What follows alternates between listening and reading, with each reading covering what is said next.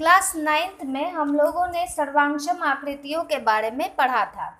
आज हम लोग समरूप आकृतियाँ क्या होती हैं उनके बारे में चर्चा करेंगे। सर्वांगसम आकृतियाँ वैसी आकृतियाँ होती हैं जिनका आकार और आमाप दोनों समान हो। आकार मतलब कि इसका रूप और आमाप मतलब साइज हमेशा समान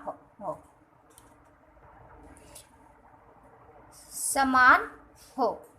और समरूप वैसी आकृतियाँ होती हैं जिनका आकार जो है यानी कि रूप जो है वो समान होना चाहिए, लेकिन आमाप जो है यानी कि साइज वो ज़रूरी नहीं कि वो समान ही हो, ये हमेशा समान होना चाहिए।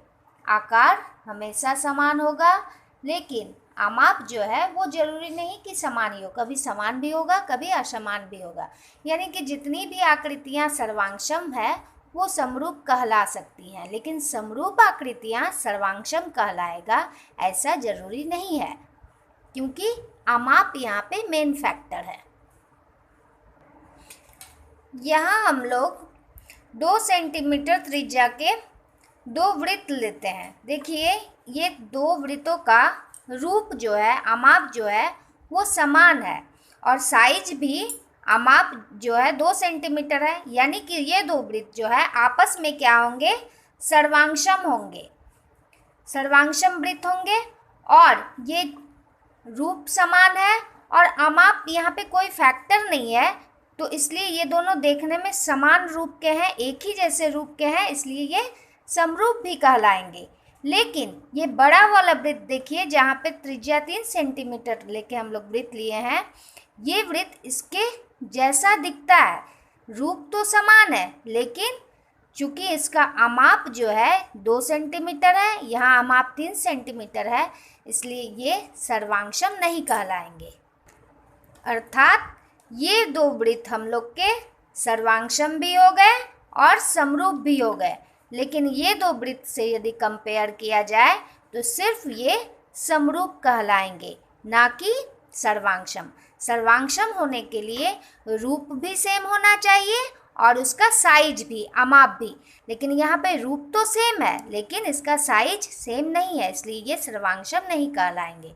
यानी कि हम बोल सकते हैं जितने भी समरूप वृत्त हैं, समरूप हैं, वो सर्वांगसम होंगे ये जरूरी नहीं है, लेकिन जितने भी सर्वांगसम वृत्त हैं या सर्वांगसम आकृति हैं वो समरूप जरूर होंगे।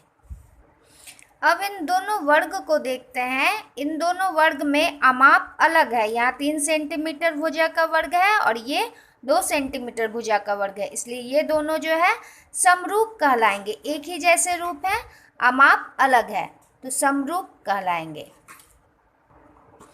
ये दोनों त्रिभुज भी आपस में समान रूप है, इसलिए ये समरूप त्रिभुज कहलाएंगे।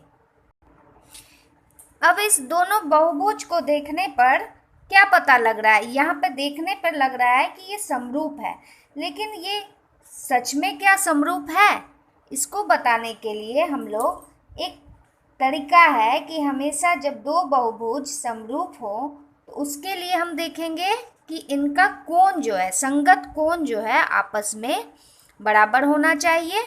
तो पहले हम लोग देख लेंगे कि ये कोण जो है इसके बराबर आ रहा है, ये चारों कोण, ये कोण इसके बराबर, ये कोण इसके बराबर, ये इसके बराबर और ये इसके बराबर। और दूसरा क्या देखेंगे दूसरा चीज़ देखेंगे कि इन दोनों का भुजा जो है आपस में समानुपाती हो, मतलब कि अनुपात जब भी निकाले दोनों भुजा का, इन दोनों आकृतियों का भुजा का, वो हमेशा बराबर आएगा। तो हम लोग परिभाषा से कह सकते हैं कि 2 आकृतियाँ समरूप होंगी, उसके लिए क्या चाहिए कि उनका संगत कोण बराबर हो, पहला कंडीशन है, और दूसरा कंडीशन है कि उनकी संगत भुजाएं जो है वो हमेशा एक ही अनुपात में हो, समानुपाती हो। पहला कंडीशन है संगत कोण बराबर और दूसरा संगत भुजाएं एक ही अनुपात में हो, समरूप होने का कंडीशन है। आइए एक उदाहरण से समरूप आकृतियों को समझते हैं। ये 2 आकृतियां दिया हुई हैं, जहाँ पर कोण P और यहाँ इसका संगत कोण A देखिए 105 डिग्री है, दोनों बराबर है। समरूप होने का पहला कंडीशन है कि संगत कोण बराबर हो। तो पहले हम लोग कोण देख लेते हैं। P और A बराबर है, यहाँ पे Q और यहाँ पे कोण B बराबर है, ये लिख लिए। कोण B इक्वल टू 100। इसके बाद कोण C और कोण R, ये दोनों भी आपस में बराबर है 70 डिग्री। और फिर कोण S और इधर कोण D आपस में बराबर है 85 डिग्री। कोण हम लोग चेक कर लिए। अब हम लोग संगत भुजाएं देखेंगे, अनुपात। यहाँ पे संगत भुजा है PQ AB, तो PQ बाय AB करके देखते हैं। तो PQ है 3 और AB है 1.5। पॉइंट हटा, 2 बार में कटा, ये हो गया 2। अब हम लोग QR देखते हैं। QR और इधर BC से डिवाइड किए तो इधर 5 और नीचे में 2.5। पॉइंट हटा, यहाँ 0, 25 दूनी 50, यहाँ 2 आ गया। अब हम लोग RS और यहाँ पे CD, RS है हम लोग का 4.8 और CD है 2.4। इसको डिवाइड करते हैं 2 बार में, ये 2 आ गया। और लास्टली हम लोग देखते हैं SP और इधर DA, यहाँ 4.2 बाय 2.1, ये कट के 2 बार में 2 आ गया। तो देखिए अनुपात हमेशा बराबर आ रहा है। और हम लोग लिखे थे कि दूसरा कंडीशन में संगत भुजाएं एक ही अनुपात में होंगी। देखिए एक ही अनुपात में आ रही है और संगत कोण भी आपस में बराबर है, यानी कि ये दो बहुभुज को हम लोग समरूप कह सकते हैं। आइए अब इन दोनों चतुर्भुज को देखते हैं। सबसे पहले समरूप देखने के लिए हम लोग कोण देख लेंगे कि संगत कोण बराबर है कि नहीं। A इधर P, कोण A कोण P ये 90 डिग्री दिया हुआ है। कोण B कोण Q 90 डिग्री। कोण C कोण R 90 डिग्री। कोण D कोण S 90 डिग्री। कोण बराबर है आपस में, संगत कोण बराबर है, हम लोग चेक कर लिए। अब हम लोग भुजा देख लेते हैं। AB और इधर PQ, AB हो गया 3 और इधर 3.5।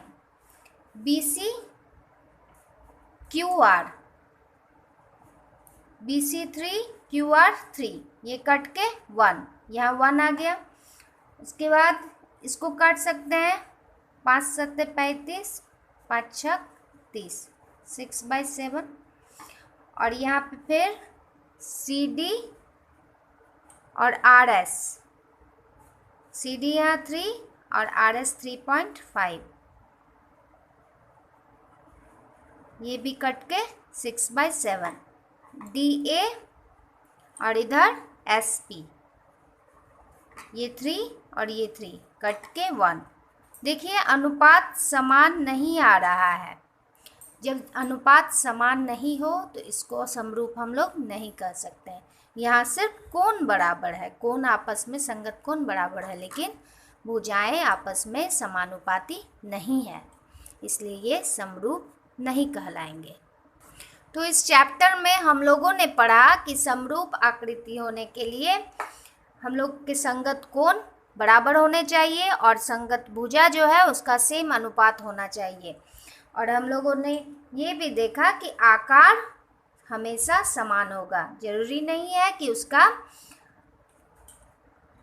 आमाप भी समान हो। तो क्या एक वृत्त और एक वर्ग समरूप कहलाएंगे? तो हम लोग बोलेंगे नहीं। कैसे कहलाएंगे? इन दोनों का रूप ही सेम नहीं है, तो ये दोनों आपस में समरूप कभी नहीं कहलाएंगे। समरूप दो ही चीज़ पे डिपेंड कर रहा है, पहला तो कोण है और दूसरा भुजा।